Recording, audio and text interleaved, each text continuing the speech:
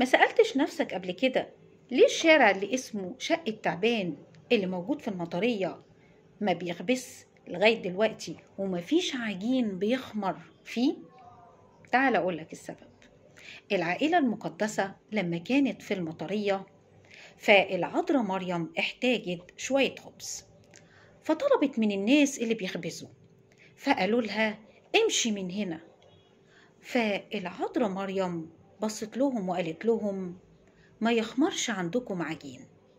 ومن ساعتها لحد يومنا الآن مفيش ولا فرن في شارع شقة تعبان وما بيخمرش عجين فيه خالص. ما تنساش ان من جوه دماغك بنطلع كل اللي ما يخطرش على بالك.